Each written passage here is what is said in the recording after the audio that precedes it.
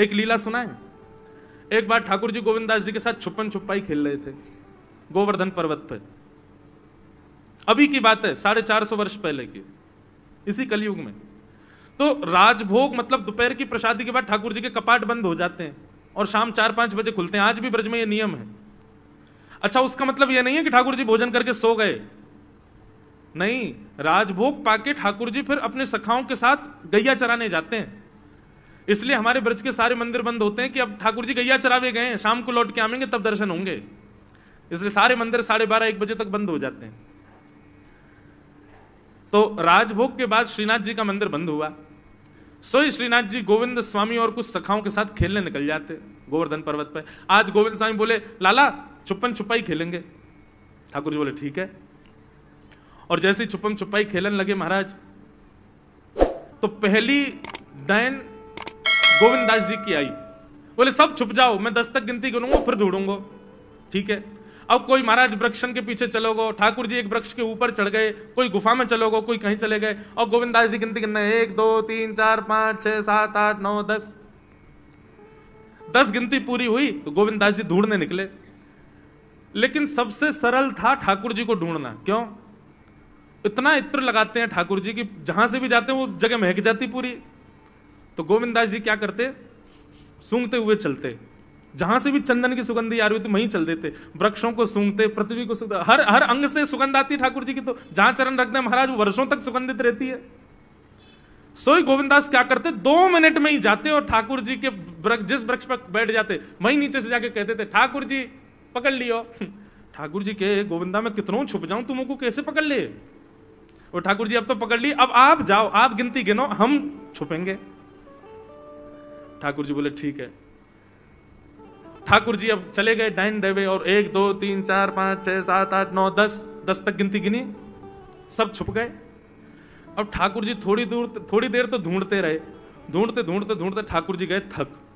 बोले जे तो मिलेगा ही ना, गोविंदा पतो ना कहां जाके छुप गए, मिले ही ना रो। सो ठाकुर जी कहा किया, ढूंढना छोड़ करके मंदिर में गए और जाकर के अपने बिस्तर पे सो गए। बोले चुपो रे, मैं आई ना रो ढूंढवे तो को। और यहां गोविंद स्वामी छुप करके बैठे, बोले ठाकुर जी आ रहे होंगे। अब प्रतीक्षा करते करते करते करते शाम के 5 बज गए। गोविंददास जी बेचारे बार बार इतने सहज हो जाएं कि ठाकुर जी को मैं दिख जाऊं। पहले वृक्ष पे थे, थोड़े नीचे आ गए कि कोई बात नहीं, ठाकुर जी को दिख नहीं रहा हूं, अब दिख जाऊंगा। फिर और नीचे आ गए, नीचे ही खड़े हो गए, बोले अब दिख जाऊंगा। और थोड़े पास चले गए, बोले अब दिख जाऊंगा।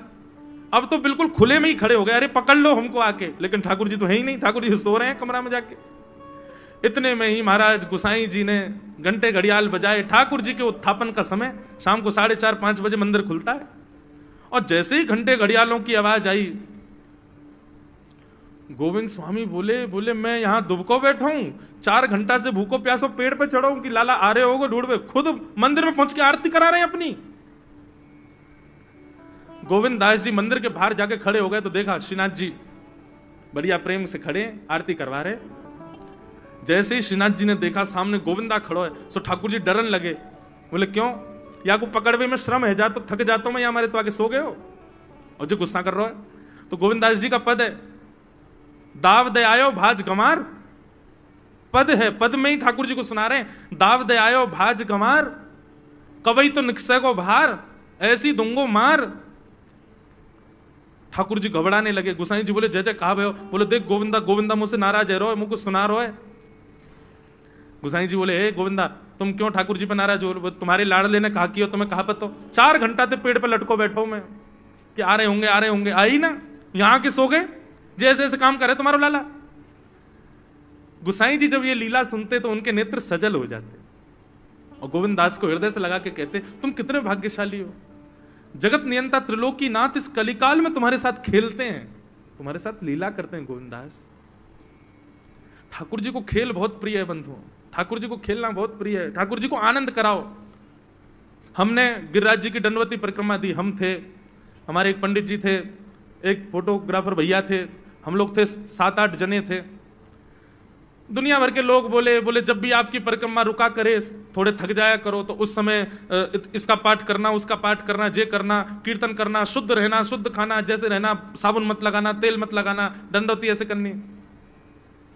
अरे हमने कही हम लोग दंडौती कोई मनोकामना के लिए नहीं कर रहे हैं। तो मैंने कि गिरिराज जी बेचारे अकेले बैठे रहे, सब लोग उनसे अपनी मनोकामना पूछते रहे, हम तो गिरिराज जी को हंसावे के लिए, उनको नचावे के लिए, उनको आनंद करावे के लिए, कछुदना उनको आनंद उल्लसित करावे के काज दंडौती कर रहे हैं। और हम ऐसे ही करते थे, दंडौती करके जैसे हम थक जाते तो हम लोग कोई भजन कीर्तन नहीं करते, गिरिराज जी की तरफ मुख करके बैठ जाते और फिर चुटकुल्ला सुनाते गिरिराज जी को, बोले हंसाओ, ऐसी कछु बात कहो कि गिरिराज जी हंसे, फिर नाचते और ऐसा भाव रखते कि गिरिराज जी आपके संग नाच रहे हैं, आपको नचा रहे हैं। कछु भी भोजन की सामग्री लाते वहीं बैठ के खाते कंदरान में, क्यों? बोले गिरिराज जी हमारे संग खा रहे हैं, उनको सुख मिले, वो राजी रहे, ऐसे भाव। तो ठाकुर जी प्रेम में अपनी प्रभुता छुपाते हैं। भगवान सक्टासुर का वध किया, अब ठाकुर जी 1 वर्ष के हो गए। 1 वर्ष के ठाकुर जी जैसे ही भये तो महाराज नेक नेक ठाकुर जी उंगली पकड़ करके चलन लगे। धीरे धीरे अब ठाकुर जी बोलवे को प्रयास करें, 2 दतुइयां ठाकुर जी की निकल आई हैं, 2 दांत हैं बस। यशोदा मैया जैसे ही आज लाला को गोद में लेकर के घूम रही, सब ठाकुर जी यशोदा मैया को देखने लगे और धीमे से बोले मैया। ओहो, जैसे ही ठाकुर जी ने मैया बोली, यशोदा मैया के तो रोंगटे खड़े हो गए, बोले लाला दोबारा बोलिए, कहा बोलो? बोले मैया। अब तो यशोदा मैया लेके लाल जी को दौड़ के गई, नंद बाबा के पास बोली, अरे देखियो लाला मैया बोले, मैया बोले। लाल नंद बाबा ने गोद में लिए, लाला लाला एक बार बोलियो बाबा। ठाकुर जी बोले बाबा। अब तो जैसे ही बाबा बोले, पूरे ब्रजमंडल में फिर उत्सव होने लगे। अब सब आ रहे हैं ठाकुर जी को गोद में ले में और अपना नाम बुलवा में। कोई को कठिन नाम होवे तो ठाकुर जी गलत सलत बोल दे, वो और खुश है जाए। ऐसे पूरे ब्रजमंडल में उत्सव होने लगे। हमारे ब्रज की चंद्र सखी गाती हैं, कहने लगे मोहन मैया मैया, कहने लगे मोहन मैया मैया, कहने लगे मोहन मैया मैया, कहने लगे मोहन मैया मैया। भैया आप लोग कितने वर्षन से सेवा कर रहे हो अपने ठाकुर जी की? आपके ठाकुर जी ने आपको नाम बोला कभी? आपका नाम उच्चारण करके कभी पुकारा? नहीं। हम आप सब लोगों को संतोष कैसे हो जाता है? ठाकुर जी से प्रार्थना करो, आप कुछ मत करो, एक बार ने पुकारते दो, हमें बुलाते लो ठाकुर जी, फिर जो आनंद आवेगा भैया। हे कहने लगे मोहन मैया मैया, कहने लगे मोहन मैया मैया, कहने लगे मोहन मैया मैया, कहने लगे मोहन मैया मैया। पितानंद सो बाबा रे बाबा, पितानंद सो बाबा रे बाबा, पितानंद सो बाबा रे बाबा, पितानंद सो बाबा रे बाबा। और हलधर सो भैया, और हलधर सो भैया, और हलधर सो भैया भैया भैया, कहने लगे मोहन मैया मैया, कहने लगे मोहन मैया मैया, कहने लगे मोहन मैया मैया, कहने लगे मोहन। करताल बजा के गाओ, बोल बाल कृष्ण लाल की।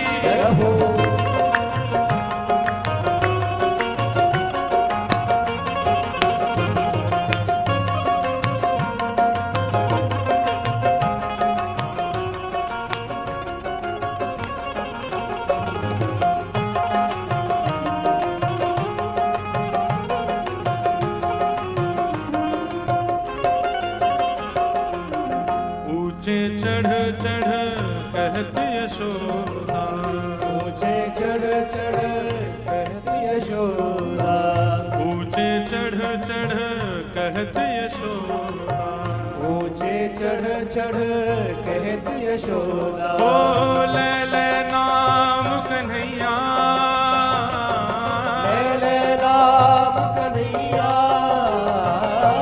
ले ले नाम कन्हैया कन्हैया कन्हैया, कहने लगे मोहन मैया मैया, कहने लगे मोहन मैया मैया, कहने लगे मोहन मैया मैया, कहने लगे मोहन मैया मैया। हे गोप करत कुतूहल, गोपी ग्वाल सब करत कुतूहल, गोपी ग्वाल सब करत कौतूहल, गोपी ग्वाल सब करत कुतूहल, बाजत घर घर बधैया, बाजत घर घर बधैया,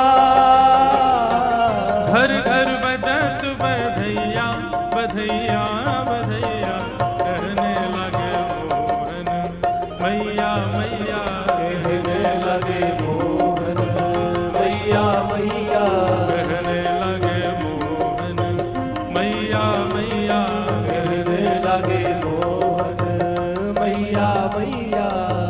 सूरदास प्रभु तुमरे दरस को, सूरदास प्रभु तुमरे दर्श को, सूरदास प्रभु तुमरे दरस को, सूरदास प्रभु तुमरे दर्श को, चरणन की बलि जैया,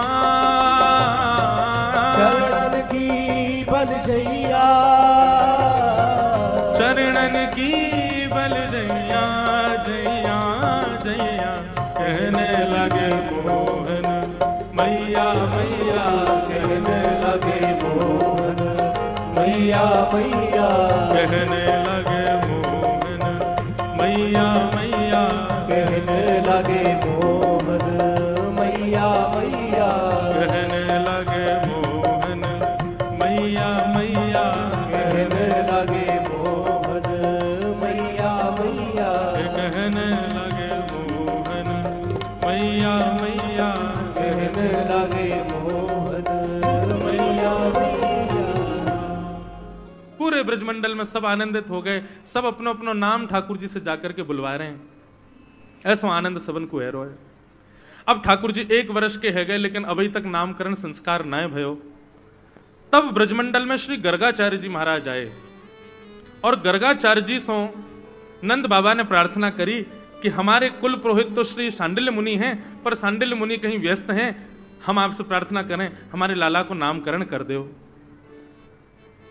गर्गाचार्य जी बोले निश्चित करेंगे, लेकिन नंद बाबा आप अपने लाला के जितने भी उत्सव खुले में करते हो, आप देखो हर बार राक्षस आ जाते हैं। आप सारे उत्सवों का इतना ढिंडोरा पीट देते हो, मथुरा तक खबर पहुंच जाती है।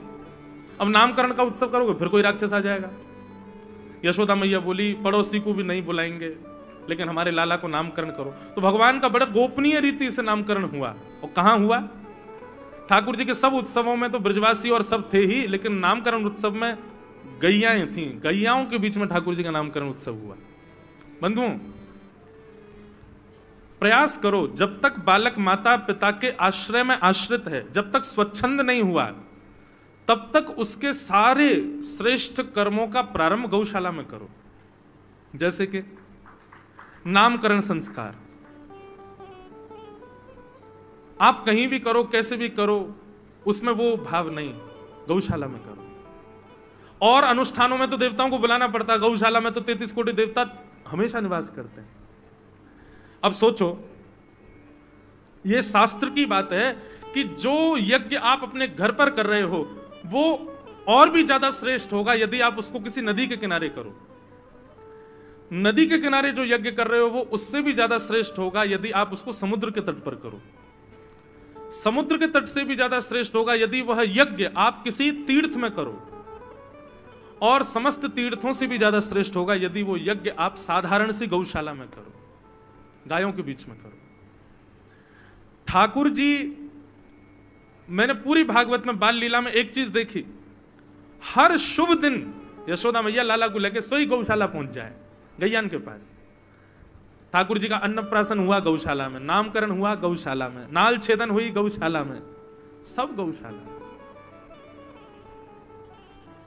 आपको भी प्रयास करना चाहिए बंधु। ठीक है, पार्टी वार्टी करो अपनी जगह, जो आपको मन करे वो करो, बच्चों के जन्मदिन पर जो करना है करो, पर हमारी बात एक मान लो, सवेरे मंदिर ना भी जाओ चलेगा, लेकिन सुबह सुबह बच्चे का प्रारंभ गौशाला में ले जाओ। गाय की चरण रज उसके माथे से लगाओ, गले से लगाओ, 12 अंगों पर लगाओ।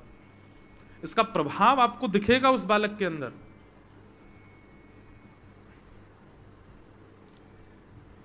ठाकुर जी का नामकरण गौशाला में हो। गर्गाचार्य जी ने सबसे पहले तो बड़े भैया का नाम रखा, अयम ही रोहिणी पुत्रो रमयन श्रुहिदो गुणै आख्यास्यते राम इति बलाधिक्याद् बलं विदु। हे रोहिणी जी, मैं आपके पुत्र का नाम राम रखता हूं, आपके इस बालक का नाम राम, पर बल की अधिकता होने की वजह से सब इसको बलराम कहकर के पुकारेंगे, और बड़े भैया का नाम बलराम रख दिया गया। छोटे बालक का जैसे ही नामकरण करने लगे, कहते हैं गर्गाचार्य जी 45 मिनट तक तो मौन हो गए। यशोदा आदि सब गोपियों ने पूछा, बोले बाबा मौन कैसे है, कि कहा है गो?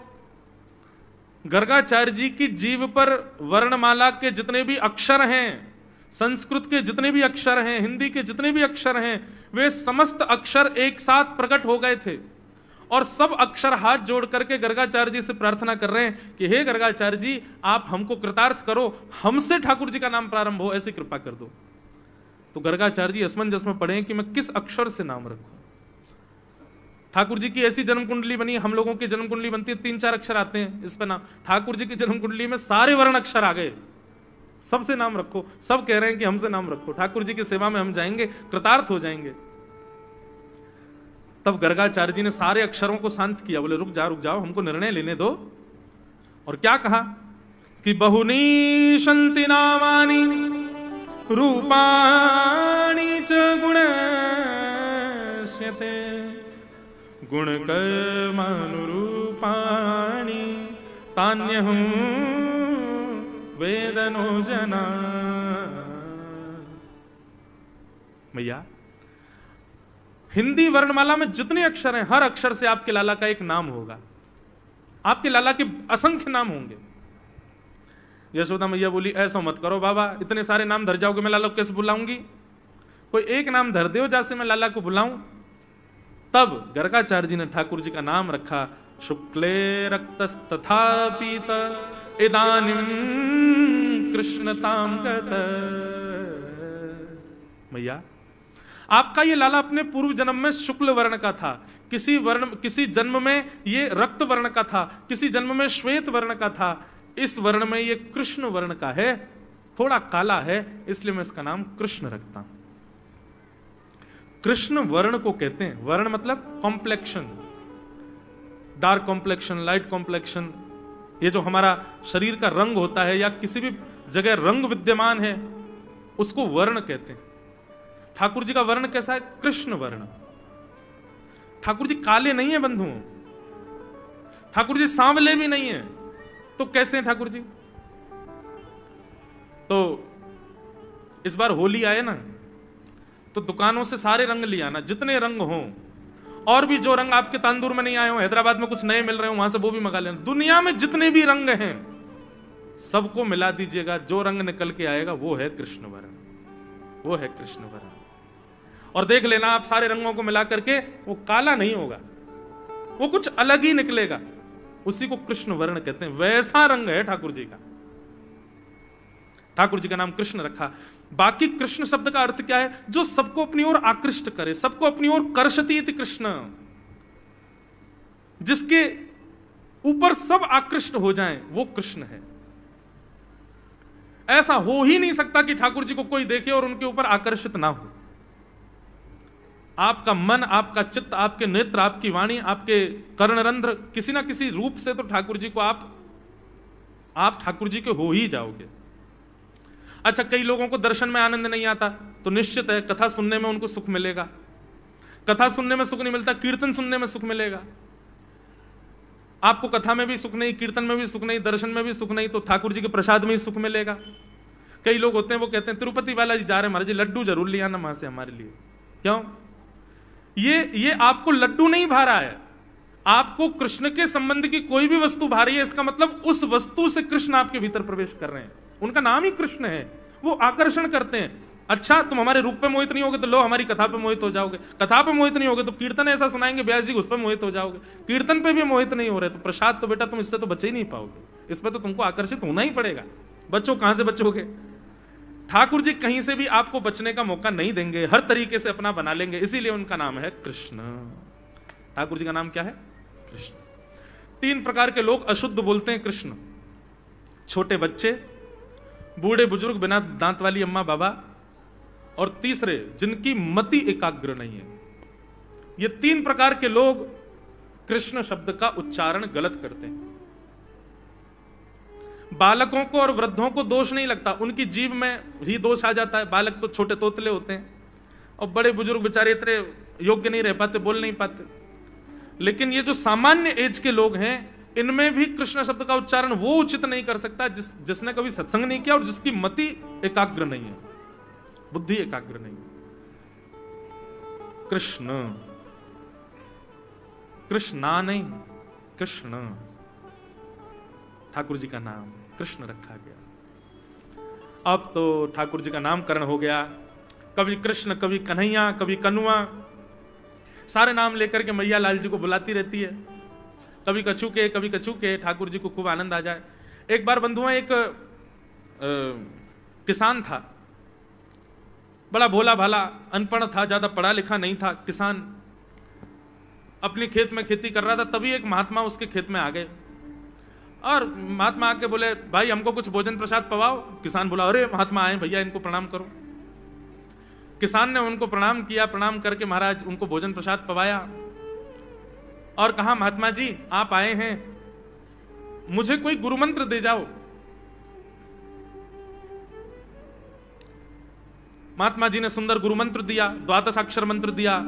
बोले ये तो बहुत कठिन है, इतना कठिन नहीं, सरल सा दो। अष्टाक्षर मंत्र दे दिया। बोले ये भी कठिन है, कोई और सरल दे दो। महात्मा बोले कुछ नहीं, तुम इतना कृष्ण चंद्र बोल दिया करो बस। कृष्ण चंद्र बोले, हाँ इसी का नाम, यही तुम्हारा गुरु मंत्र है। इतना भोला बेचारा याद करने लगा, उसको याद ही नहीं होवे कृष्ण चंद्र कृष्ण चंद्र कृष्ण चंद्र। अब भूल ना जाऊं इसके लिए बोलता रहता था 24 घंटे, कृष्ण चंद्र कृष्ण चंद्र कृष्ण चंद्र। अपने खेत में हल जोत रहा था, कृष्ण चंद्र बोल रहा था। इतने में उसकी पत्नी आ गई, अरे सुनो तुम्हारे लिए भोजन लाई हूं, जल्दी कर लो। बोले कृष्ण चंद्र कृष्ण चंद्र कृष्ण चंद्र। पत्नी पीछे लग गई, पीछे, भोजन तो कर लो, रोटी तो खा लो, ठंडी हो जाएगी। बोले अरे तू पीछे मत पड़, मैं भूल जाऊंगा, गुरुजी ने मंत्र दिया मुझको। पत्नी बोली, अच्छा एक काम करो, आप भोजन कर आओ, तब तक आपके नाम को मैं रट लेती हूँ, मैं उसको संभाल लूंगी, पर जैसे आप आओगे फिर आपको सुना दूंगी, आप कर लेना। वो ठीक है। बोले क्या बोलना है? बोले कृष्ण चंद्र। पत्नी बोली ठीक है। अब कृष्ण चंद्र बोलने लगी पत्नी, कभी कहीं जाए कभी कहीं जाए, कुछ करे। वो कृष्ण चंद्र बोलते बोलते घसीटे चंद्र हो गया। लौट करके अपने पति के पास, पति बोले हाँ वो मैं भोजन कर लिया, जल्दी गुरु मंत्र सुना दे मुझको, क्या था मैं तो भूल गया। बोले घसीटे चंद्र। वो उसी से ही हल जोतने लगा, घसीटे चंद्र घसीटे चंद्र घसीटे चंद्र। आकाश में वैकुंठ में बैठे हुए वैकुंठनाथ भगवान प्रसन्न हो गए और प्रसन्न होकर के बोले, लक्ष्मी जी हम जा रहे हैं। बोले कहां? बोले एक किसान का उद्धार करने जा रहे हैं, उसको वैकुंठ लेके आएंगे। लक्ष्मी जी बोली, आपका अशुद्ध नाम बोल रहा है वो, आपका अशुद्ध नाम उच्चारित कर रहा है वो, और आप कह रहे हो कि इसका कल्याण करूंगा मैं।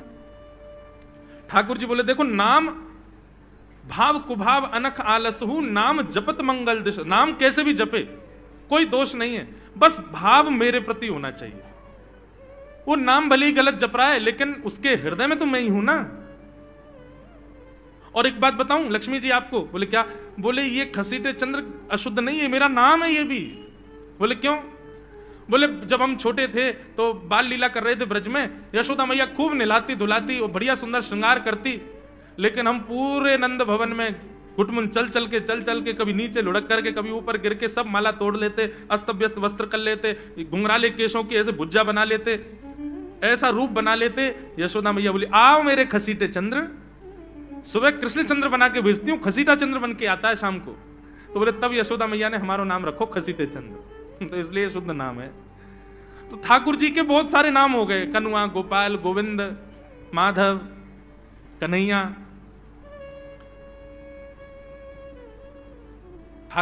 यशोदा जी का प्रिय नाम है कन्हैया। मैया लाल जी को इसी नाम से पुकारती है। ठाकुर जी अब धीरे धीरे 3.5 वर्ष के हो गए, और जैसे ही 3.5 वर्ष के भय महाराज, मानो जैसे उनके शरीर में स्प्रिंग एक्टिवेट हो गई हो। इतना ऊधम मचाते हैं, इतना ऊधम मचाते हैं, पूरी गोकुल की नाक में दम कर रखा ठाकुर जी ने। यशोदा मैया ने लाल जी को नूपुर पहना रखे हैं। सवेरे जैसे ही ठाकुर जी उठते हैं, नूपुरों की आवाज आती है तो यशोदा मैया तुरंत रसोई घर से दौड़ के जाती है लाला के पास। लेकिन ठाकुर जी इतने चतुर हैं, यमुना तट पर जाते हैं और नूपुरों में बालू भर लाते हैं कि कल नूपुर आवाज नहीं करेंगे, सुबह उठ के हम घर से भाग जाएंगे कहीं और, मैया को पता ही ना चलेगी। ऐसा उदम मचा में श्री सुखदेव जी वर्णन कर रहे हैं, श्रृंग्यग्निडम शशि जल द्विजकंटकेभ्य क्रीडा परावति चलौ स्वसुतौ निषेधुम गुह्यानि कर्तुमपि यत्र न तज्जनयो गुह्यान् सेकात आपतुरलं मनसो नवस्थान। सुखदेव जी वर्णन कर रहे हैं, राजन अब ठाकुर जी वो लीला कर रहे हैं जिस लीला पर देवताओं को भी विश्वास नहीं हो रहा है। ऐसी लीला ठाकुर जी कर रहे हैं कि किसी को भरोसा ही नहीं हो रहा कि जगत नियंता जगदाधार ये कर सकता है। बोले ठाकुर जी क्या करते हैं? बोले ये मत पूछो क्या करते हैं, यूं कह रहे हैं क्या नहीं करते। जो माता पिता अपने बालकों को बहुत उद्यमी समझते हैं, बहुत बड़ी कृपा है ठाकुर जी की कि आपके घर ठाकुर जी जैसे उद्यमी बालक नहीं है। ऊधमों के सिरमौर हैं ठाकुर जी। कैसा उधम मचाते हैं? बोले श्रृंगी। नहा धो करके ठाकुर जी सवेरे तैयार होते हैं, सबसे पहले गैयाओं के पास जाते हैं। मैया कहवे लाला नहा धो के सबसे पहले गैयान को प्रणाम करवे जा, गैयान को स्पर्श कर फिर कछु करियो। ठाकुर जी गैयाओं को प्रणाम करने जाते हैं। जैसे ही देखते हैं कि कोई गैया बैठी है, सो ठाकुर जी कहें अरे अरे मैया या गैया को आलस आ गयो, या को आलस दूर कर दूं। सो बैठी हुई गैया के ठाकुर जी सींग पकड़ लेते हैं और सींग पकड़ करके अपनी ओर खींचते हैं। दूसरी तरफ से सींग बलराम जी पकड़ लेते हैं। अब ऐसे सींग पकड़ करके ऐसे ऐसे गैया के सींग हिलाते हैं। अब बैठी रहती गैया थोड़ी देर तो कोई बात नहीं, जैसे जोर जोर से हिलाना प्रारंभ करते हैं सोई गैया खड़ी हो जाती है। और जैसी गैया खड़ी होती है ठाकुर जी लटक जाते हैं सींगों से। अब ठाकुर जी को तो बढ़िया झूला बन गया, गैया की सींगन पर झूल रहे हैं।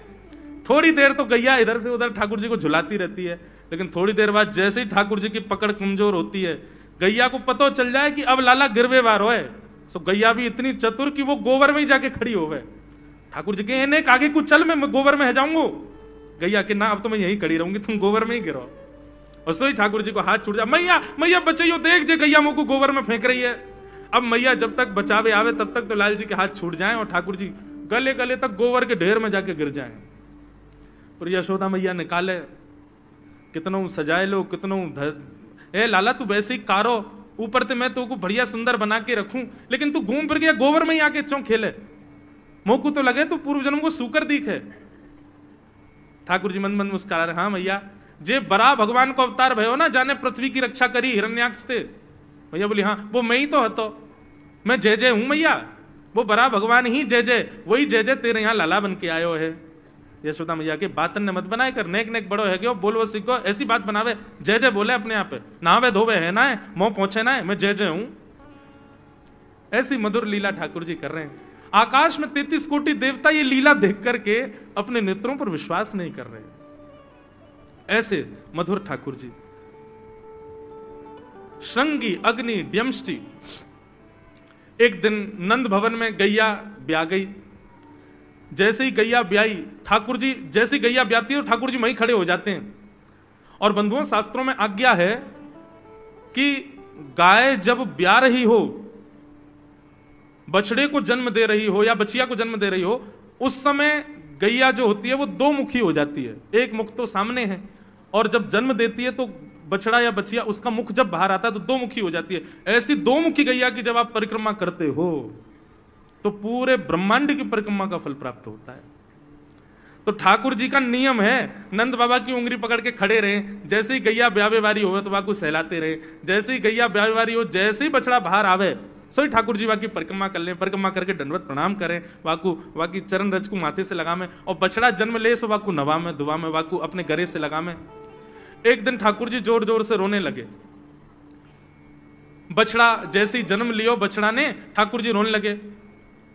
नंद बाबा शांत करा में नहीं माने, बलराम जी ने शांत करायो नहीं माने। यशोदा मैया गोद में लेके बैठी, बोले लाला कहा भयो, तू रो क्यों रोए? बोले मैया मेरे संग बहुत बुरा भयो। यशोदा मैया बोली कहा भयो? बोले गैया के बछड़ा ने जन्म लियो। मैया बोली तो वाह बछड़ा को मैंने मुंह खोल कर देखो, वाह के सबरे दांत ने करे आए। मेरे जन्म को 3 साल है गए, अभी तक 4 ही दांत निकले मैया, बहुत टूट जाए, दमष्टी रो रहे हैं अपने दांतन को, मेरे दांत चौना निकल रहे सबरे, बाप बछड़ा के जन्म लेती सबरे दांत आ गए, मेरे दांत चौने ही आ रहे हैं। यशोदा मैया ऐसी मधुर बात सुनकर के लाल जी को हृदय से, पर झूठी झूठी कहती मैया कहती लाला तू दूध ना पीवे ना, पूरे दिन मक्खन खावे, मक्खन चीकनो होवे, दांत निकले चिकनो है कि सुई पेट में चलो जाए, तो दूध पिए कर। कबहू बढ़ेगी चोटी मैया मोरी, कबहू बढ़ेगी चोटी, कभी अपनी चोटी पकड़ के रोते मैया मेरी चोटी चौना भर रही। बाप बलराम की चोटी देखो कैसी नागिन जैसी चोटी है वाकई, और मेरी चोटी कैसी है मैया, नेक सी पतरी सी। मैया बोले लाला तू दूध ना पीवे, दूध ते चोटी बढ़े, बलराम में देखिए ऐसा जग भर के दूध पीवे। सो ठाकुर जी दूध को पात्र हाथ में ले में, अपनी चोटी खोल ले में, और फिर चोटी पकड़ करके दूध पी में, और दूध पीते पीते नापते रहे कितनी बड़ी भई कि ना भई अभी। ऐसी मधुर लीला ठाकुर जी करते हैं। ऐसी लीलाएं हैं ठाकुर जी की कि उन लीलाओं को सुनकर के जो ज्ञान के मार्ग को नहीं समझ पाते, जो वैराग्य के मार्ग को नहीं समझ पाते, जो ज्ञान और वैराग्य से ठाकुर जी को प्राप्त नहीं कर पाते, वो इन लीलाओं से ठाकुर जी के हो ही जाएंगे। ऐसी लीलाएं। और क्या करते हैं ठाकुर जी? बोले द्विजकंटकेभ्य, इतनी मधुर लीला है ठाकुर जी की। नंद भवन से सुबह सुबह निकल जाते हैं, और राह चलता कोई भी हो अपरिचित, यदि वो साधु है, यदि वो कोई वैष्णव है, यदि वो कोई भजनानंदी है, तो ठाकुर जी उसके पास चले जाते हैं, और पास जाके पता क्या बोलते हैं? अरे तुम यहां डोल रहे हो? बोलो भैया कौन हो तुम? अरे जी सब बाद में पूछियो, हम तो यूं कह रहे तुम यहां घूम रहे हो, नंद बाबा तुम्हारी मां बात देख रहे हैं, नंद बाबा तुम्हारा इंतजार कर रहे हैं। किसी से भी? बोले काय को कर रहे हैं भैया इंतजार? अरे आपके काजे यशोदा मैया ने 56 भोग बनाए हैं, और यशोदा मैया तो थाली सजा के बैठी है, आप घर जाओगे तब आपको प्रेम से प्रसाद पवाएंगे, फिर दक्षिणाओं देंगे। अरे जल्दी करो, देरी मत करो, जल्दी नंद भवन पहुंच जाओ। रोज 150 से 200 अपरिचित वैष्णव संत साधु नंद भवन आते हैं, और सब आकर के कहते हैं यशोदा मैया आप हमारी प्रतीक्षा कर रही थी, लाओ प्रसाद पवाओ। यशोदा मैया बोली मैं कौन ने कही आपसे? बोले आपको लाला बोल रहा हूं कि यशोदा मैया तो ये कह रही। यशोदा मैया जैसे तैसे पवा देती, दक्षिणा देती, रात में लाला से कहती चोरे लाला तू सबंते यूं क्यों कहते मैं प्रतीक्षा कर रही? मैया एक तो मैं अपने घर में सब तीर्थन को भेज दूं, ये संत महात्मा चलते फिरते तीर्थ है मैया, इनको जितना हो सके अपने घर बुलाना चाहिए, इनको प्रसाद पवाना चाहिए, या हमारे गोकुल में आवे वाले सब संतन को खोज खोज के मैं तो तेरे पास भेजूं, ताकि तू ने रसोई घर में लगेगी, भोजन प्रसादी बनावेगी और बढ़िया संतन को पवावेगी, तो तेरे घर में सबरे तीर्थ आ जाएंगे मैया। ऐसा प्रेम। एक दिन ठाकुर जी के अब मित्र बन गए। कौन है मित्र? मधुमंगल, श्रीदामा, तन सुखा, मन सुखा, धन सुखा, सुबल, ये ठाकुर जी के मित्र हैं। एक दिन ठाकुर जी अपने सब मित्रन के संग बैठे, और मित्रों के संग बैठे हुए ठाकुर जी बोले भैया कल से हम लोग सब यज्ञ करेंगे। मधुमंगल, श्रीदामा बोले क्यों लाला यज्ञ क्यों करेंगे? अरे नंद बाबा रोज अग्निहोत्र करें, मैंने उनसे पूछी अग्निहोत्र करवे ते कहा हुए, तो नंद बाबा बोले अग्निहोत्र करवे ते मन चाही वस्तु प्राप्त हो जाए, अग्निदेव प्रदान करें। ठाकुर जी के सब सखा बोले लाला तू काहे को करेगा अग्निहोत्र? बोले अग्निहोत्र करेंगे, अग्निदेव को प्रसन्न करके कहेंगे हमारी सुंदर सी बहू आ जाए, बस हमारा ब्याह हो जाए। अग्निदेव की प्रतीक्षा करें, अग्निदेव को प्रतिष्ठान करेंगे। सब श्रीदामा मधुमंगल 3.5 वर्ष के हैं ठाकुर जी। सोचो 3.5 वर्ष के ठाकुर जी, सखा कितने बड़े बड़े होंगे। नेक्स्ट से सबरे सखा बैठ गए, सूखे पत्ता इकट्ठे करके अग्नि प्रज्वलित कर ली, सूखे पत्तान को चूरो बना के आपस में बांट लियो। ठाकुर जी आचार्य बन के बैठ गए और बोले सुनो मैं मंत्र बोलूंगा और जैसे ही कहूं स्वाहा सबरे डालियो, और नेक भी यदि तुमने चूक करी ना, नेक भी मैंने स्वाहा बोली और तुमने नहीं डालो तो फिर मोते मत कहियो, यदि तुम्हारी पत्नी कांडी आ जाए, एक हाथे लूली आ जाए, लंगड़ी आ जाए तो समय पर स्वाहा करना पड़ेगा। सब ग्वाल बाल बोले जो कहेगो लाला सो करेंगे, तू करवा। ठाकुर जी ओम नम नम स्वाहा, सब स्वाहा सब एक संग डालते हैं। सीधामा तू देरी ते डाले, देख लियो लंगड़ी आ जाएगी तेरी बहू, अग्निदेव को प्रसन्न करो। इस प्रकार ठाकुर जी सब ग्वाल बालों के संग खेलते हैं। ग्वाल बाल बोले लाला यज्ञ तो है गयो, अब ब्राह्मणन को भोजन के काजे बुलाओ, यज्ञ के बाद ब्राह्मण भोज होना चाहिए। सोई ठाकुर जी अपने सब ग्वाल बालों की उंगली पकड़ करके पूरे गोकुल में जाते हैं, ब्राह्मणों के घर जाकर के कहते हैं आज नंद भवन में बढ़िया उत्सव भयो है, बढ़िया यज्ञ भयो है, भोजन के काजे शाम को आपको परिवार सहित आनो है। सबन को निमंत्रण दिया मैं। अब महाराज नंद भवन से जब निमंत्रण आता है तो ब्राह्मण लोग ब्राह्मणी से कहते हैं कि आज चूल्हा मत जलाना। क्यों? अरे नंद भवन में भोजन की सूचना मिलती है तो 3 दिन से भूखे रहते हैं ब्राह्मण। क्यों? इतना खवाएंगे नंद बाबा, इतना खवाएंगी यशोदा मैया कि पेट भर जाएगा, 2 दिन तक भूख भी ना लगेगी, इतना भोजन करना पड़े। ए ब्राह्मणी चूल्हा मत जलाई, और सुन नमक को पानी और दे दे। नमक को पानी पी पी करके भूख बढ़ाते हैं अपनी। बोले शाम को जाएंगे और बढ़िया चकाचक महाराज 56 भोग पाएंगे। शाम का समय हुआ, सैकड़ों हजारों ब्राह्मण आकर के नंद भवन के बाहर खड़े हो गए। यशोदा मैया ने अटारी से जैसे ही देखा इतने सारे ब्राह्मण, यशोदा मैया उतर करके आई, बोली आओ भगवान पधारो, सबन को जय श्री कृष्ण, सबन को प्रणाम। जे बताओ आज मेरे द्वार पर आप सबन को एक साथ आने को कारण कहा है? किसी को निमंत्रण देकर के और फिर पूछो कारण क्या है, बड़ा अजीब लगता है। किसी को आपने बुलाया भोजन पे, वो बेचारा आ गया, फिर आपको बताओ भैया कैसे आए, कितना अजीब लगे। ब्राह्मण बोले मैया तुम हम तो पूछ रही हो या बात है? अरे सवेरे तो भूखे प्यासे बैठे हैं, जल्दी भोजन पवाओ। आपके यहाँ यज्ञ भयो, यज्ञ की पूर्ण आहुति की प्रसादी पावे आए हैं, और काहे को आए हैं? यशोदा मैया बोली कौन सा यज्ञ, कब भयो यज्ञ, कौन सी पूर्ण आहुति? ऐसा कछु ना भयो हमारे यहाँ, आप लोगों को कोई गलत जानकारी मिली है, कौन ने कही आपते? ब्राह्मणों के नेत्रों में आंसू आ गए। बोले मैया एक तो हम सवेरे से भूखे, ऊपर से ब्राह्मणी से मना और करे आए कि तू चूल्हा मत जलाइयो। ब्राह्मणी भी बात निहार रही है कि डिब्बा में लेके आएंगे हमारे काजी भी भोजन। खाली हाथ गए तो ब्राह्मणी डांटेगी अलग। मैया तेरो लाला सवेरे सवेरे आयो और सब ग्वाल बालन के संग आके हमसे कह के गयो यज्ञ भयो, यज्ञ की पूर्ण आहुति में भोजन करवे सबन को आनो है, हम तो यही मारे चले आए। यशोदा मैया बोली लाला ते कैसे बचूं मैं, पूरे दिन कम से कम 2-2.5 हजार लोगों को निमंत्रण ऐसे ही देते रहे। यशोदा मैया बोली आपकी व्यवस्था करूं, लेकिन पहले यार लाला को तो देखूं मैं, है कहां ये? नंद भवन के पीछे बगीचा में ठाकुर जी अपने सब ग्वाल बालन के संग खेल रहे। यशोदा मैया गई, जाकर के बुलाए, ए लाला, ओ कन्हैया यहाँ पे आ। ठाकुर जी ने जैसी देखी यशोदा मैया बुला रही है, लेकिन यशोदा मैया के संग जे कौन खड़े हैं? ए श्रीदामा मधुमंगल। बोले हाँ ये तो सांची में आ गए सबरे ब्राह्मण, हम तो ऐसे खेल खेल में निमंत्रण दे के आए इनको। मैया बहुत मारेगी भैया, मैं अकेला नहीं जाऊंगा, तुम भी चलो मेरे संग, यदि मुंह में एक थप्पड़ पड़ो तो तुम मुंह पड़वाऊंगा। मैया बहुत मारेगी आज। और मधुमंगल श्रीदामा जबरदस्ती उनको हाथ पकड़ के ठाकुर जी ले गए। हाँ मैया बता कहा कह रही? मैया ने कान पकड़ो, अरे लाला जो जो बड़ो है तो जा रहा हो, तेरे उधमन की सल ना है पड़े, काकियो तेने? बोले काकियो मैंने, ये सब कौन है? मुझे का पता कौन है, मैं ना जानू मैया इन्हें। बोले जे सब रे ब्राह्मण है हमारे गोकुल के, और सब यूं कह रहे हैं तेने इनके घर जाके इनको सबन को निमंत्रण दियो, यूं कहीं हमारे यहाँ यज्ञ भयो, आकर के आप सबन को भोजन पानो है। भैया तेरी सौगंध खा के कह रहा हूं, मुझको तो जीव ना पता इनको घर कौन सी गली में, झूठ बोल रहे हैं सब रे, मैंने निमंत्रण ना दियो। ब्राह्मण सब बोले मैया देखो कैसे सफेद झूठ बोल रहे हैं आपके आगे। मैया बोली सच बता तेने निमंत्रण क्यों दियो? तब ठाकुर जी बोले मैया बताऊं? बोले बता। बोले हम खेल खेल को यज्ञ कर रहे, वाह यज्ञ में सामग्री नहीं, वाह यज्ञ में मंत्र बोलने वाले भी ना है, वाह यज्ञ में कोई ब्राह्मण भी ना हो, हम आपस में ही सब यज्ञ कर रहे। भाई यज्ञ के बाद ये मधुमंगल बोलो ब्राह्मण भोजन होना चाहिए, तो हमने इन ब्राह्मणों को न्योता दे दियो। मैया बोली अब ये ब्राह्मण आगे कहां पवाऊं? बोले मैया देख सीधी बात है, यहां में ज्यादा चिंता करने की कोई बात ही ना है।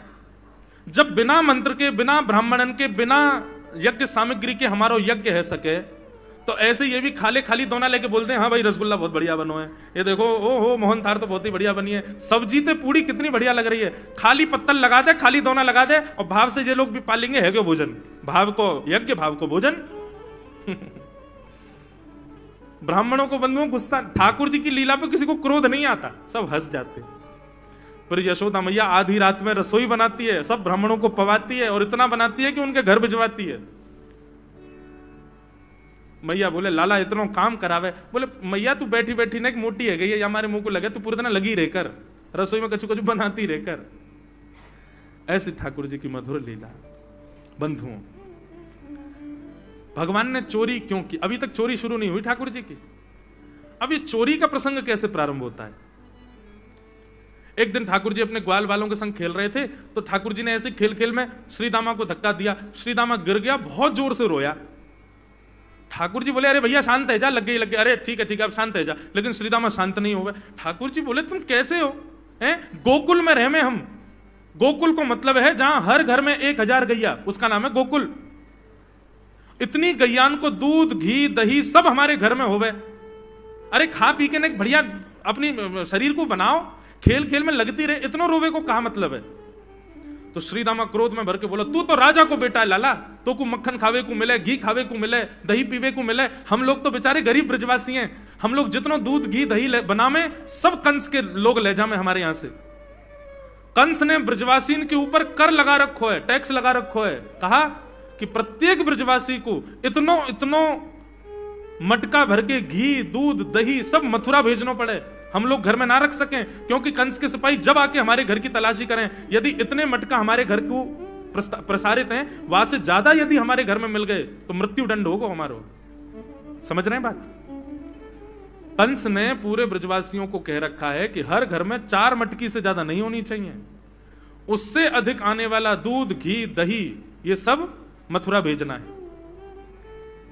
और यहां हर ब्रजवासी के यहां 1000 गैया, और 1000 गैयाओं का जितना दूध घी दही होता है उसमें से 4 मटकी केवल घर में रहती हैं, बाकी सब मथुरा भेजना पड़ता है। या हमारे लाला हम लोगन को खावे पीवे को ना मिले, तू तो राजा को बेटा है, तेरे नंद बाबा तो गोकुल के राजा हैं, या हमारे तो को तो खूब छूट है, हम लोगन को छूट ना है। ठाकुर जी बोले ये बात है? बोले हाँ। ठाकुर जी बोले मेहनत करें हम, गैया को पालें हम, गैया को घास खवाएं हम, गैया की सेवा करें हम, और दूध पीवे को वो राक्षस कंस। अभी तो मैं छोटा हूं, मेरी बात कोई मानेगा नहीं, लेकिन प्रलय तो अब तक लानी पड़ेगी। और कैसे लाएंगे? बोले राजी राजी यदि मक्खन दूध दही नहीं मिल लो तो चोरी करके खाओ। हमारो ही मक्खन है, हमारो ही दूध है, हमारो ही दही है, लेकिन अभी हम बालक हैं, हम ज्यादा कछु बोलेंगे हमारी कोई बात मानेगो ना। लेकिन ये सद वस्तु कुपात्र के हाथ में नहीं जानी चाहिए। राजी राजी नहीं मिलता तो चोरी करके खाओ। जब कर देवे को नंबर आवेगो तो सब पूछेंगे भाई कहां गए मक्खन दूध दही? बोले घर में तो है ना। बोले तो कहां गए? बोले चोर चोरी कर ले गए। और यही भाव से हम ब्रजवासी को खावे पीवे को मिला करेगो। मधुमंगल श्रीराम बोले लाला तू जो कहेगो सो करेंगे, लेकिन चोरी नहीं करेंगे। ठाकुर जी बोले तो ठीक है, कल से तुम लोग अलग खेलो, मैं और दाऊ दादा अलग खेलेंगे, हमारे संग मत खेलना। मधुमंगल सीताराम बोले अरे लाला तू ना जाने, मैया यो के लाला जो चाहे करियो, चोरी मत करियो, चोरी करवे तो ब्याह ना होवे। ठाकुर जी बोले ब्याह की पड़ रही है तो है ब्याह ना होवे। ऐसो पत्र पूछ रहा सो है गयो, पत्रो दुबरो सो तू सीख जैसो है गयो, तो कौन ब्याह करेगा ऐसे? अरे ब्याह करना तो ने खाया ने पी ने बढ़िया गाल तेरे बढ़िया होंगे, शरीर ने बढ़िया होगा तभी तो ब्याह होएगा। अब भैया हमारी बात सुन लो, जितने अच्छे काम करने सब आज कर लो, कल से चोरी करेंगे, पूरे ब्रजमंडल में आतंक मचाएंगे, हमारो ही दूध घी दही है और हम ही चोरी करके खाएंगे। ठाकुर जी ने चोरी क्यों की? क्योंकि सारा गौरस बेवजह मथुरा भेजा जाता था और मथुरा से कंस पूरे भारत में वितरित करके खूब धन कमाता था। इस वजह से ब्रजवासी प्रताड़ित होते थे, क्योंकि गैया के लालन पालन में जितना खर्चा होगा सब करो ब्रजवासी। 4 मटका दही। अच्छा, प्राचीन जब ठाकुर जी पृथ्वी पर पधारे तब कोई व्यापार नहीं था, ब्रजवासियों पर एक ही व्यापार था, 2 व्यापार थे, या तो घी बेच के दही बेच के दूध बेच के धन कमाओ, या फिर खेती बाड़ी करके अनाज बेच करके धन कमाओ। वही तो व्यापार था। उसमें भी 4 मटके मिलते थे, 4 में से 3 को तो बेच देते थे, 1 में पूरा घर चलता था। यह हालत थी ब्रज की। इसलिए ठाकुर जी ने कहा कि भैया राजी राजी नहीं तो गैर राजी, हम जितने बाकी की मटकी मथुरा भेजे वाली उनको सबन को तोड़ फोड़ करेंगे, उनमें से मक्खन निकाल के खाएंगे, एक दूसरे को खवाएंगे और सब यहीं रहेगो, मथुरा नहीं जाएगो कछु भी। इसलिए ठाकुर जी ने चोरी की। ठाकुर जी बोले प्रैक्टिस मेक्स मैन परफेक्ट। सबसे पहले प्रैक्टिस अपने घर में ही कर लें कैसे करनी है चोरी। सो अगले दिन ठाकुर जी सवेरे उठे और देखने लगे यशोदा मैया देख तो नहीं रही, और ठाकुर जी चुपचाप गए महाराज जहां पर सारे मक्खन दूध दही रखे, वहां पहुंच गए गौरस भंडार में। और गौरस भंडार में एक मटकी के ऊपर से ढक्कन हटाए करके जैसे ही ठाकुर जी ने हाथ बोर के पानो प्रारंभ किया, सामने एक खंबा था, उसमें मणि लग रही थी। आज पहली बार 3.5 वर्ष की आयु में ठाकुर जी ने अपना प्रतिबिंब देखा, पहली बार अपने आप को देखा दर्पण में। बंधुओं, बच्चों को शीशा नहीं दिखाते, छोटे बच्चों को तो दिखाते ही नहीं। और 3-4 वर्ष तक भी बालक को अपनी शक्ल थोड़ी देखता है वो। अब इसके पीछे कारण बहुत सारे बताए जाते हैं, परंतु हमें तो लाल जी से मतलब, लाल जी का क्या है? ठाकुर जी ने जैसे ही प्रतिबिंब में अपने रूप को देखा, अपने रूप को देख करके ठाकुर जी बोले, हो तू भी आयो यहां चोरी करवे? अपने आप से ही बात कर रहे हैं ठाकुर जी। अरे मैंने कही तो हती अपने अपने घर में चोरी करनी है, तू दारी के मेरे घर में आगो चोरी करवे? ठाकुर जी अपने प्रतिबिंब से बात कर रहे हैं। अब गौरस भंडार में ठाकुर जी की आवाज गूंज रही थी और वो गूंजते हुए रसोई घर में जा रही थी। रसोई में मैया ने सुनी, बोले लाला कहां ते बोल लो है? उठ गयो कन्हैया? मुंह को पतो भी ना चली, नूपुरन की आवाज ना आई। मैया दौड़ करके गई तो देखा ढूंढते ढूंढते गौरस भंडार में ठाकुर जी अपने प्रतिबिंब से बात कर रहे हैं। कितनी सुंदर झांकी है ठाकुर जी की। ठाकुर जी मक्खन पा रहे हैं। बोले अच्छा अब आ तो गए हो यहां पे, लेकिन सुन चुपचाप चोरी करके भाग जाइयो, मेरी मैया बहुत मारेगी तो को। बाकू यदि पतो चल गई तू चोरी कर रहा है तो को उखलते बांध देगी, मेरी मैया बहुत मारेगी। चुपचाप चोरी कर और निकल ले यहां से। ठाकुर जी चोरी की बात कर रहे थे, यशोदा मैया ने पीछे से सुनी, लाला ओ कन्हैया। ठाकुर जी घबरा गए, मैया कैसे आ गई? हाँ मैया, कौन से बात कर रहे हो तू? अरे मैया देख हमारे घर में चोर घुसायो। अपने प्रतिबिंब को दिखा करके ठाकुर जी कह रहे हैं, देख मैया हमारे घर में चोर घुसायो, जे चोरी कर रहा हो हमारे यहाँ के मक्खन की, तुम्हें को पकड़वे आयो हूं। नन्हे से गोपाल जी, बहुत मधुर लीला। मैया हंस भी रही है और क्रोध भी कर रही। बोले अच्छा जो चोरी कर रहे हो? बोले हाँ। चल याकू तो मैं पकड़ लूंगी, लेकिन जे बता तेरे हाथ में मक्खन कैसे लगो? तू तो याकू पकड़ भी आयो ना। अब मैया याकी मैं कहा बताऊं, तेने मेरे हाथ में पद्मराग के ऐसे ऐसे बढ़िया कंगन पहना रखे हैं, कड़ूला पहना रखे हैं सोने के। जब मैं धूप में निकलूं ना तो धूप की किरण से मुंह को बहुत जलन है जाए हाथ में। तो कल मेरे सखा मधुमंगल ने मुझसे कही, बोले लाला जे जलन तेरी दूर रह जाएगी, तू मक्खन में हाथ बोर लियो अपनो, सो तेरी जलन दूर रह जाएगी। या हमारे भैया जलन हटावे के काजे मैंने हाथ बोरो है। भैया बोली अच्छा चल लाला, यहां तो तेरे जलन है रही और यहां मक्खन कैसे लगो? ठाकुर जी बोले मैया मैं अपनी जलन दूर कर रहा हूं। इतने में जन कहां एक मक्खी आके मेरे मुंह पे बैठ गई। बाकू उड़ावे के काजे मैंने जैसे मुंह पे हाथ किया सो मक्खन मेरे मुंह पे लग गो। मैया बोली लाला तू चोरी भी करन लगो और अब झूठ भी बोलन लगो मुझसे। मैया ने गोदी में बैठा लिए लाला। बोले लाला तू चोरी नहीं करेगो, तू मेरी सौगंध खा, तू आज के बाद चोरी नहीं करेगो। ठाकुर जी बोले नहीं करूंगा मैया, लेकिन एक वचन दे। बोले कहा चाहिए वचन में? बोले पहले वचन दे, जो मांगूंगा सो देगी। मैया बोली जो मांगेगा सो दूंगी, चोरी छोड़ दे। बोले सौ खाऊं पर घर ना जाऊं मैया, अब ना करूंगो चोरी। अब ना करूंगा मैया, पर सांची कह कब लावेगी मोकू तू दुल्हन गोरी। मैया मैं चोरी छोड़ दूंगा, आज तो ही बंद, पर जो बता मेरा ब्याह कब करावेगी? मैया बोली लाला तू अभी नेक सो तो है, छोटो सो तो है, नेक बड़ो है, जा फिर तेरा ब्याह कर दूंगी। और ये ब्याह की तू कौन सिखावे तो ब्याह की बात? बोले मैया ये श्रीधामा मुझको भरतो रहे पूरे दिन, तू ब्याह कर ले, तेरी उम्र है गई, बुढ़ापा आ जाएगा। मैया बोली या मधुमंगल है तो मैं बताऊंगी, है 3.5 वर्ष के छोरा तो कह रहा बुढ़ापा आ जाएगा। अभी खड़ो है वो सीखो, अभी बोलना सीखो, यानी दांत भी पूरे ना आए और ब्याह की बात करे। बोले मैया मैं यो थोड़ी कह रहा हूं, मुझको बड़ी बहू लिया, छोटी सी लिया, इतनी बड़ी लिया कि जेब में धर के मैं गैया चरावे चलो जाए करूं, ऐसी बहू लिया मुझको। मैया बोली कैसी बहू चाहिए तो बताइए ने, और तू जाने बहू कौन थे के? मैया बोले हाँ मैं जानू। ठाकुर जी बोले मैं जानू मैं बहू कौन थे के? बोले जैसे नंद बाबा की तू बहू है ऐसी मेरी बहू आ जाएगी। बहुत मधुर लीला है, ऐसी ठाकुर जी लीला करते हैं। ठाकुर जी ने ग्वाल वालों से कहा भैया मिशन फेल हो गया, घर में तो चोरी नहीं कर पाए हम, अब दूसरे इनके घर में दावे बोलो। एक दिन महाराज ठाकुर जी का जब आतंक खूब बढ़ गया गोकुल में, सब गोपियों ने जाकर के मैया से शिकायत करी है। वत्सान मुंचन क्वचित समय क्रोश संजात हास, स्तेयम स्वाद्वद्धदिपयः कल्पितैस्तेययोगै, मरकान भोक्षण विवजति सचेन नात्रिभाण्डं भिनत्ति, द्रव्यालाभे सग्रह कुपितो यात्युपक्रोशतोकान्।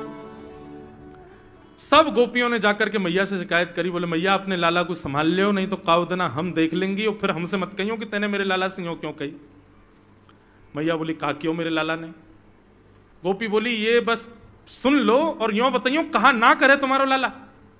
देख वे मैं 3.5 बरस को है, बाकी पेट में इतनी बड़ी बड़ी दाढ़ी है बाकी।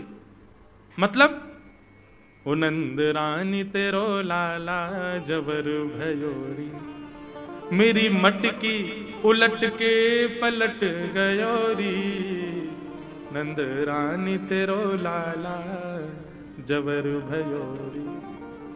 जबर मतलब अब सुगड़ है गयो है, नेक बलवान है गयो है, सब जानकारी है या कुछ छोटो बालक मत समझियो। गोपियों ने जाकर के अपनी अपनी दुख दर्द सुनाए मैया को। मैया बोली अरे भैया मेरे लाला को मक्खन की कोई कमी थोड़ी है, मेरे लाला को दूध की कोई कमी थोड़ी है। मेरो लाला चाहे तो मक्खन से नहावे, दूध में नहावे, इतना मक्खन दूध दही मेरे घर पे, तुम्हारे यहां क्यों चोरी करेगो? अरे कई बार बालकन को अपने घर को भोजन बढ़िया ना लगे, दूसरे के घर को बढ़िया लगे, अगर बार ने तुम्हारे यहाँ के नेकाद मक्खन खा लिया तो वहां इतना रो क्यों रही हो? मैया आपको अपनो लाला बहुत सीधो लगे ना, हम बताएं कहा करे तुम्हारा लाला? बोले स्वयं खावे हमको कोई दिक्कत नहीं, लेकिन या की एक पूरी मंडली है और पूरी रजिस्टर्ड मंडली है, बाल गोपाल चौर प्रचार प्रसार मंडल, ये घर घर जाके चोरी करते हैं। और मैया तुम्हें कहा बताऊं, जैसे ही कोई गोपी के नयो बालक होवे ना तो तुम्हारो लाला पूरे मंडल के साथ आवे और वह लाला के सिर पे हाथ धर के, छोटे से बालक के सिर पे हाथ धर के बस 1 वर्ष की प्रतीक्षा, फिर तुम भी हमारी मंडली में आ जाओगे। पूरे गोकुल में भय है तुम्हारे लाला को। बोले स्वयं खावे, ग्वाल बालन को खवावे। मैया यहां तक भी बात समझ में आवे, ग्वाल बालन को खवावे, मरकान भूक्षण, यो नहीं कि नेकाद मक्खन बच जाए तो रहम करके हमारे काज छोड़ जाए, वाकू बंदरन को खवा दे। एक गोपी बोली मेरे यहां तो इतना मक्खन कि स्वयं ने खा लियो, बालकन को खवाए दियो, बंदरन को फिर भी बच गयो तो भी छोड़ के नहीं गयो। बोले नात्री भांडम भिनत्ती, फोड़ गयो मटकी। और बोले मक्खन को कहा कियो? बोले पूरे घर में लेप लगा गयो, वाको पूरे घर में पोंछा कर गयो मक्खन को। मैं और मेरी सास यमुना जल भरवे गए, सिर पे मटकी 2-3 मटकी रखी, बड़े अचक्के हम लोग चल रहे, हमें कहा पता ही कि हमारे घर में मक्खन चीकने के लेप है गयो। मेरी सास ने जैसे ही पहलो पैर रखो घर के भीतर, ऐसी रिपटी कि आज तक उठ ना पाई है। ये तुम्हारो लाला करे? नात्रिभांडम भिनत्ती। यशोदा मैया आश्चर्यचकित होकर सुन रही है। बोले ये नेक्सो लाला ये करे? बोले हाँ मैया। एक गोपी बोली मैया अगर चोरी करे तो दिक्कत, और यदि किसी कारण से हमने लाला को रोक दियो, चोरी नहीं कर पायो हमारे घर, तो हमारे रोने क्यों? बोले चूल्हा में ते कोयला लेके आवे और वह घर के बाहर एक हवा बना जाए, और यूं के अब जब तक या घर से मक्खन नहीं मिलेगा या के घर के लोग भूखे रहेंगे, और इन लोगों को भोजन छुड़वाने की जिम्मेवारी हमारी। बोले कहा करे फिर? बोले मैया भोजन बनना होगा, चूल्हे पे भोजन रखो रहे तो बाल बाल सब ताकते रहे कब भोजन बनने को समय आवेगो। जैसे ही कछु और काम करवे के काजे गोपी नेक उठ के जावे तो कहो तो बाकी कढ़ैया में खूब सारो पानी डाल जाएंगे, सब्जी ना बन पावेगी, आटे में नमक फेंक जाएंगे। एक गोपी बोली मेरे यहां जो कियो वो तो कोई के यहां ना कियो होगो। बोले कहा? बोले मेहनादी निवास्तव, मेहनादी निवास्तव। क्या किया? बोले मैया 3 दिन तक प्रयास कियो तुम्हारे लाला ने, मेरे घर से चोरी नहीं कर पायो, तो टेढ़ी सी नजर करके बोलो कल तेरे घर में सब लोग भूखे रहेंगे, भोजन ही नहीं बनेगा तेरे यहां। मैंने कि लाला चल बात मत बना, भग जाए चल। और मैया माने वो कर दियो। बोले कहा कियो? बोले सवेरे सवेरे ब्रह्म मुहूर्त में हम लोग के उठवे से पहले तुम्हारो लाला आ गयो, और कोई पहले बंधुआ रसोई कोई अंदर कमरे में नहीं, चौक में ही चूल्हा, वहीं बैठ करके सब बनाते खाते। बाहर चौक में चूल्हा के ऊपर आके बैठ गयो, अपनी धोती वोती उतार दई और सब वहीं कर आयो। मैं अनादि निवास्तव। ये बात जैसे यशोदा मैया ने सुनी, बोले नहीं नहीं नहीं नहीं झूठ बोल रही हो, मेरो लाला ऐसा ना कर सके। परीक्षित जी कथा सुनते सुनते बोले जय जय सुखदेव जी, क्या ये सत्य है? ठाकुर जी ने ऐसा किया? सुखदेव जी कहते हैं कुछ बातें सत्य हैं, कुछ गोपियां जबरदस्ती लगा के बोल रही हैं कि कहीं मैया डांटवे के काजे लाला को हमारे सामने बुला दे और हम लाला को दर्शन कर लें। ये गोपियां उल्हाने लेकर के लाला को देखने आई हैं। इनमें से कुछ बातें तो सत्य हैं, पर ये सब बातें इतनी सत्य नहीं है। ये सब तो जबरदस्ती गोपियां बोल रही हैं। क्यों? ताकि मैया नाराज हो जाए और लाला को हमारे सामने अभी डांट